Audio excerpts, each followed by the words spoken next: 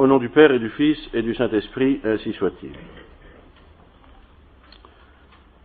Nous allons donc faire aujourd'hui la mémoire de la fête de la Sainte Famille.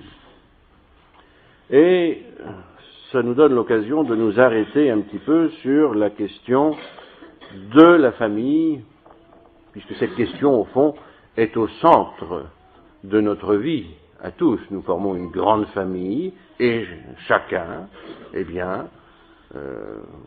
constitue avec son épouse, quand nous sommes mariés, une cellule de base de la société, la famille.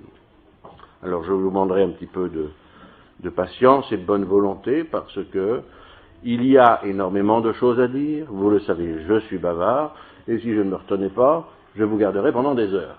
Mais je vais essayer quand même d'abréger un petit peu. Beaucoup de choses à dire sur la question de la famille et de l'éducation des enfants, car très souvent, le bon Dieu donne des enfants. Pas toujours. Et peut-être que les années à venir verront beaucoup de difficultés sur ce plan-là. Il faut dire que tout est fait, évidemment. On pose des causes et il y a des conséquences.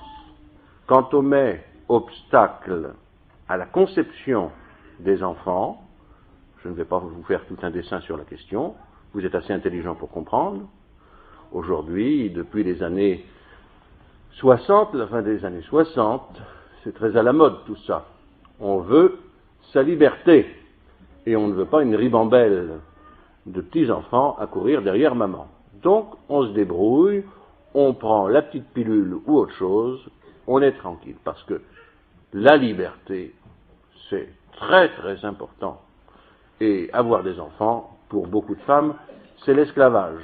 Donc, on se dispense de ce devoir de mettre des enfants au monde. Et donc, dans notre société, aujourd'hui, on pourrait dire tout va mal. Il y en a qui sont très pessimistes. Il y en a aussi qui sont très réalistes. Et on est bien obligé de dire que beaucoup de choses vont de travers. Si les politiques le disent, je pense que nous aussi, nous pouvons dire qu'il y a beaucoup de choses qui vont de travers dans notre société. Mais quand il s'agit de faire un constat, nous sommes capables de le faire. Quand il s'agit de trouver des causes, d'avouer les causes et de proposer des solutions, alors là, c'est très différent. Et on a vite fait de trouver les fautifs. Pour les uns, ce seront les politiques. Les politiques devraient effectivement bien se regarder dans la glace. Normalement, ce sont des gens qui ont fait des études. Un certain nombre d'entre eux, si ce n'est la plupart, ont fait l'ENA. Donc ils sont capables d'analyser une situation, de lire, normalement ce sont des gens cultivés, donc qui ont étudié, et de comprendre ce qui se passe. Beaucoup ont compris. Mais quand il s'agit de passer aux solutions, on risque bien de perdre son siège de député, ou son siège de ministre, ou de premier ministre, ou de sa réélection à l'Élysée. Donc, on propose des expédients, comme ça, non pas des demi-solutions, même pas des quarts de solution, des virgules de solution, si vous voulez, qui n'en sont pas, et la situation empire de jour en jour. Donc c'est vrai, il faut l'admettre, les politiques ont leur part de responsabilité, et tous ceux qui mettent ces politiques en place. Il y a aussi ceux qui montrent du doigt le pouvoir religieux. Effectivement, nous constatons bien que le pouvoir religieux aujourd'hui, pouvoir entre guillemets, n'assume plus son rôle. Dans n'importe quelle société, je ne parle pas d'une société spirituelle comme l'Église, une société surnaturelle, une société quelconque. Quand les comptes sont dans le rouge, non pas depuis 3 jours ou depuis 3 semaines, mais quand les comptes sont dans le rouge depuis une quarantaine d'années,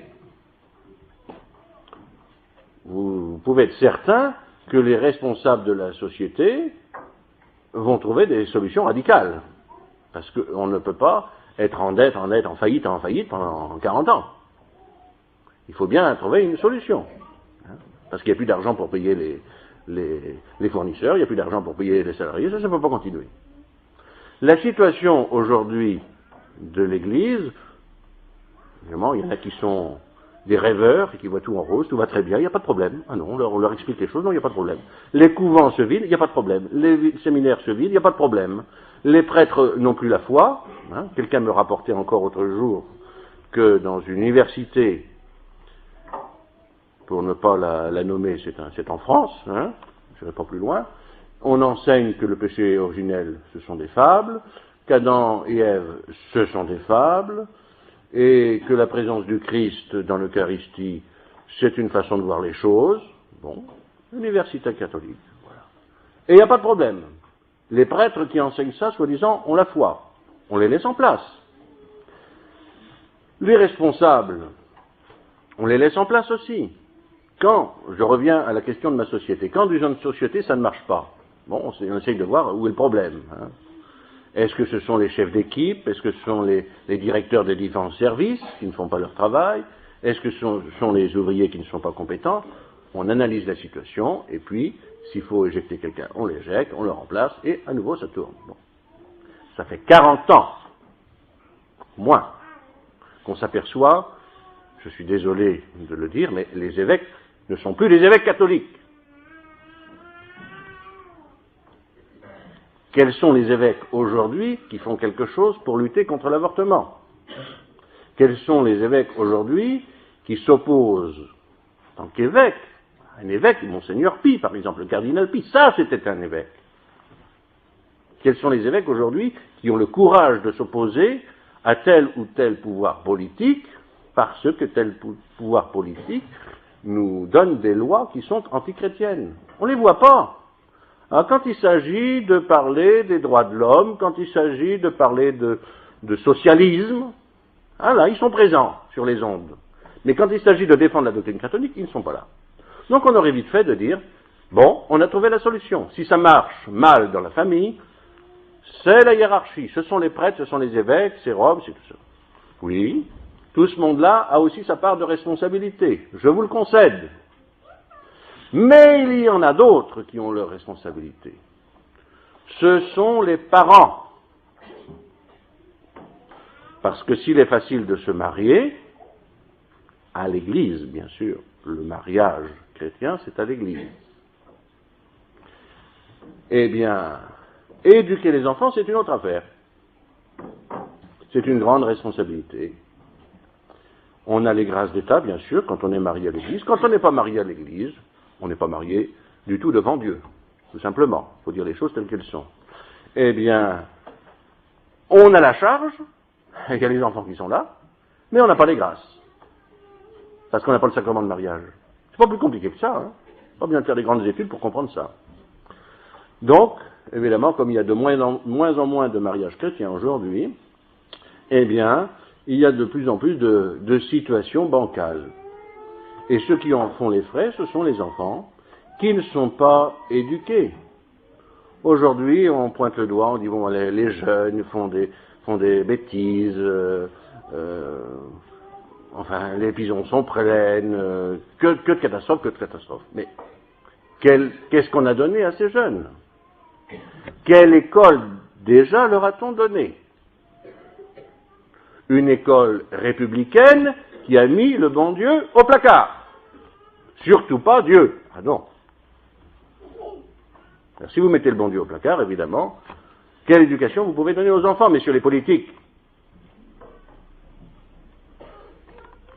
Et ne parlons pas des écoles qui sont passées sous contrat. Et se sont fait avoir, certains s'en sont rendus compte, mais ça ne vaut guère mieux que les écoles de l'État. Dieu doit être mis à la première place.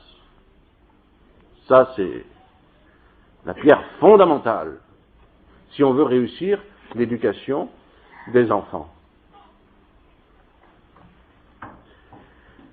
Et donc déjà, si on choisit les écoles de la République, il y a quelque chose qui va de travers. Quand il n'y a pas autre chose, bon, nul n'est tenu à l'impossible. Mais quelquefois, on choisit les écoles de l'État parce qu'elles ne sont pas chères, je crois bien même qu'elles sont gratuites, plus ou moins. Ça nous permet d'acheter une BMW. Ça nous permet d'acheter peut-être pas un yacht quand même, mais enfin bon, hein, de se payer des vacances aux Baléares ou en Tunisie ou je sais pas où, de mener un train de vie assez soutenu. Ah, il y a le beefsteak frites tous les jours. Il y a peut-être pas le caviar, mais les langoustines, enfin tout le tralala, voilà, on ne se prive de rien, surtout de rien. Mais il n'y a pas de sous pour mettre les enfants dans une école catholique. Alors après, évidemment, il ne faut pas venir se plaindre des effets, parce que les effets, vous les aurez peut-être pas tout de suite. Vous les aurez dans 10 ans ou dans 15 ans. Vous aurez vos yeux pour pleurer. On vous aura avisé de la situation. Parce que, je vous répète, je vous l'ai déjà dit plusieurs reprises, ce que disait un éminent personnage de la République, des années, ça remonte à plusieurs décennies, évidemment. Le but de l'école laïque, ce n'est pas d'enseigner, il disait, parlons franc jeu, le but de l'école de la République, de l'école laïque, ce n'est pas d'enseigner le calcul, la géographie, les mathématiques, tout ça, le français. Non, non, non, non, non. Le but d'une école essentiellement laïque, c'est d'arracher la foi au cœur des enfants. On ne veut plus d'une société avec des jeunes qui ont la foi. Ça, le but caché de l'école de la République. Alors, quand on sait les dispositions de certains personnages, eh bien, on prend aussi des mesures pour ne pas confier les enfants à ces gens-là. Parce que les résultats, après, ils sont catastrophiques. Ils sont catastrophiques.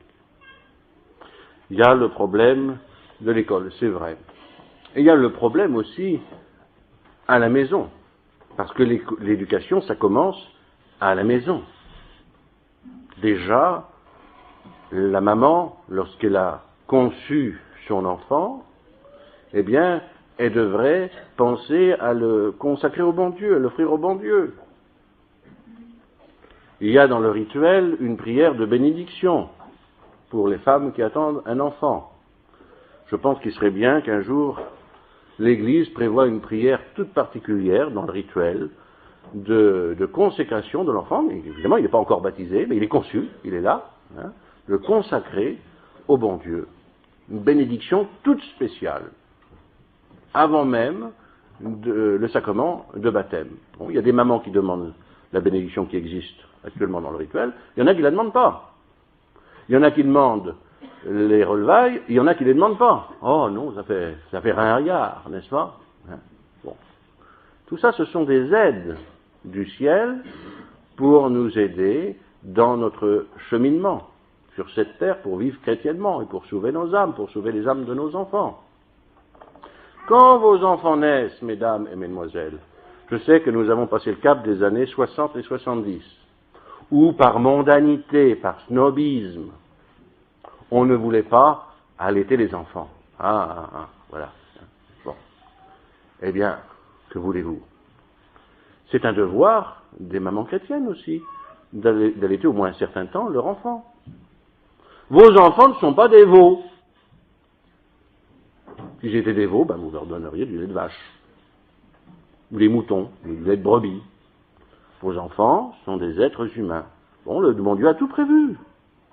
Pas besoin d'aller au supermarché. Maman a ce qu'il faut pour alimenter le petit bébé. Alors déjà, il faut faire ça. Il faut faire les choses dans l'ordre. Mais il y en a qui pensent tout de suite à l'avenir, je sais pas quoi, question financière, question... Si vous commencez pas par le début, c'est pas la peine de les piquer avec les vaccins et tout ça, si vous commencez pas par le début. Enfin, je ne vous dirai pas tout ce que je pense des vaccins, n'est-ce pas? Mais déjà, le problème, au départ, de donner à l'enfant le lait maternel. Et puis ne pas se dire, bon, bien, pour le reste, l'éducation chrétienne, on verra ça plus tard, quand il comprendra les choses. Bon, comme il y en a certains qui disent, ben, il choisira, quand il sera grand, s'il veut être baptisé. C'est ridicule. C'est comme si vous aviez votre bébé, là, vous direz, bon, ben, quand il demandera à manger, je lui donnerai à manger. Il n'est pas capable de demander à manger. Il n'est pas capable non plus de vous demander le sacrement de baptême. Et pourtant, vous avez le devoir de lui procurer au plus tôt ce sacrement de baptême. Au plus tôt, quam primum, comme nous dit l'Église. Et donc, dans les bras de sa maman, l'enfant va grandir. La maman qui lui parlera du bon Dieu, la maman qui lui agitera ses petites mains pour lui faire le signe de croix, tout ça. C'est ça qu'a voulu le bon Dieu. Le bon Dieu, il n'a pas prévu spécialement une nounou. Il y a des nounous qui sont très bien, très pieuses. Et quelquefois, c'est nécessaire. Parce que la maman est malade. Parce que, ou le papa est malade, la maman est obligée de travailler. Il y a des circonstances qui sont dramatiques. Mais il y a aussi bien des cas où la maman devrait être à la maison, ça ferait moins de chômage, c'est une solution pour réduire le chômage. Les féministes ne seront pas contentes, mais ça fait rien. Leur rôle, les rôles des mamans, c'est de s'occuper de leurs enfants. C'est de s'occuper des enfants. L'enfant, il a besoin de sa mère. Je vous dis, même si la nounou est très gentille, très brave, les bras de la nounou, ce ne sont pas les bras de maman. Et ce que pourra transmettre la maman est très, très important. Combien d'enfants reprochent à leurs parents, eh bien, pratiquement de ne pas les avoir connus. Quelquefois, on envoie les enfants dans certains pensionnats. Bon, on les voit à Noël, à Pâques. Est-ce que c'est la bonne solution? Dans certains cas, vaut mieux ça, parce que les parents sont tellement incapables d'éduquer leurs enfants qu'il vaut mieux que ce soit d'autres qui s'en chargent. Mais je vous dis, ça reste encore des exceptions. Mais en temps normal, le devoir d'éduquer les enfants, c'est les parents qui l'ont. C'est les parents. Les grâces d'État, ce sont les parents qui les ont. Et l'exemple qu'ils doivent donner à leurs enfants, très important. Examinez-vous. Quel exemple vous donnez à vos enfants? Chacun d'entre nous, moi aussi, tous, nous devons montrer l'exemple. C'est un travail de chaque jour. Vous voyez, par exemple, le père de famille. Bon, il y a des pères de famille ici. Imaginez le père de famille qui arrive de son travail à 5h30, 6h, et de 5h30, 6h, jusqu'à 10h du soir, il est avachi dans le canapé à regarder les idioties de la télévision. Ah, je suis fatigué, j'ai fait ma journée. Voilà. Quel exemple pour les enfants. Ils ont vu ça quand ils ont commencé à marcher, jusqu'à 14 ans. Papa ne fiche rien. Alors, il lit son journal, il fait des mots croisés, il est dans le canapé, là. Et puis maman, elle se débrouille, elle fait le reste, fait la cuisine, s'occupe des enfants. Croyez-vous que vos enfants vont être travailleurs quand ils auront 18 ans ou 20 ans? Ne croyez-vous pas qu'ils vont reproduire ce qu'ils ont vu? Si maman a un comportement répréhensible aussi, elle critique, elle démolit l'autorité de papa, elle passe son temps au téléphone à papoter avec un tel ou un tel, les enfants, ils voient bien tout ça. Croyez-vous que c'est un exemple pour eux? Si maman passe des heures à se toiletter, à raccourcir ses jupes, au lieu de les rallonger, c'est une honte, je vous l'ai déjà dit, pour Dieu, c'est une honte pour l'Église catholique, et c'est une honte dans la société. Je me demande ce que les femmes ont à gagner à montrer leur anatomie. Bon. Alors, quel exemple pour les enfants? Venez pas vous plaindre après, excusez-moi, si vos filles deviennent des quasi-prostituées. Quel exemple a été donné? Le langage, je vous l'ai dit plusieurs fois aussi. Sous prétexte qu'on va à la messe le dimanche, on a des propos inconvenants, grossiers, vulgaires, sous prétexte qu'on est en colère, sous prétexte que je sais pas quoi, parce que celui qui est dans la voiture devant vous, il vous enrhume parce qu'il n'avance pas assez vite, ou il reste trop longtemps au feu, il n'a pas vu que c'était le feu vert. Voilà. il a le droit à un nom d'oiseau. Au mieux, au mieux. Au pire, je ne vous dis pas. Et les enfants, ils entendent ça. Ils entendent ça à l'école, ils entendent ça à la maison. Et comment voulez-vous après qu'ils ne soient pas vulgaires? L'éducation des enfants, c'est très exigeant. Mais c'est notre devoir. Ceux qui n'éduquent pas bien leurs enfants, je tremble pour leur salut éternel. Parce qu'ils ont reçu les grâces d'État pour le faire, et ils ne l'ont pas fait. Alors certains diront, mais j'ai fait tout ça, et pourtant mes enfants ont mal tourné. Bon, d'abord c'est vite dit que vous avez fait tout ce qu'il fallait faire, parce que chaque situation est une situation particulière. Alors peut-être que vous êtes allé à la messe tous les dimanches, peut-être que sur tel point vous avez montré le bon exemple, mais sur d'autres points que vous ne voulez pas voir, soyez honnête, vous ne voulez pas voir, vous n'avez pas fait ce qu'il fallait. Alors les conséquences sont là. Bon, il ne faut pas vous désespérer. Parce que la graine qu'on a semée, un jour ou l'autre, elle produira du bon fruit. Et même si elle n'en produit dans les dernières secondes avant la mort, c'est tout gagné. Votre fils, votre fille sera sauvé, s'il demande pardon au bon Dieu, s'il revient à Dieu avant de mourir. Mais que d'années de larmes et de soucis. Quand on voit des enfants qui se conduisent mal pendant des décennies, si vous avez une longue vieillesse, et que vous voyez votre fils ou votre vie changer 3 ou 4 fois de femme, par exemple, ou de mari, eh bien que de larmes, que de larmes. Ne cessez pas de verser vos larmes et de les offrir au bon Dieu, parce que rien n'est perdu. Souvenez-vous de Sainte Monique, qui a beaucoup pleuré pour obtenir la conversion de son mari. Oh, elle aurait pu faire comme les femmes modernes. Hop, je change d'homme. Voilà. Je divorce, la République l'autorise, n'est-ce pas? Donc je divorce et je me remarie. Vous pouvez remarier autant de fois que vous voulez avec la République. Avec le bon Dieu, c'est plus sérieux. Ça ne marche pas. Avec la République, ça marche. Alors, évidemment, que de souffrance quelquefois. Ne vous désespérez jamais. Même si la situation, humainement, est inextricable, le bon Dieu peut tout. Contentez-vous de montrer le bon exemple. Contentez-vous de verser des larmes de pénitence. Nous avons tous à verser des larmes de pénitence, parce qu'un jour ou l'autre dans notre vie, nous n'avons pas fait ce que nous devrions faire. Et maintenant, nous en portons les conséquences. Et offrez au bon Dieu vos prières. Priez beaucoup. Le reste, le bon Dieu se chargera de le faire aboutir. Alors voilà quelques éléments, je vous dis. Je pourrais en rajouter, je vous garderai des heures, qui nous permettent de réfléchir.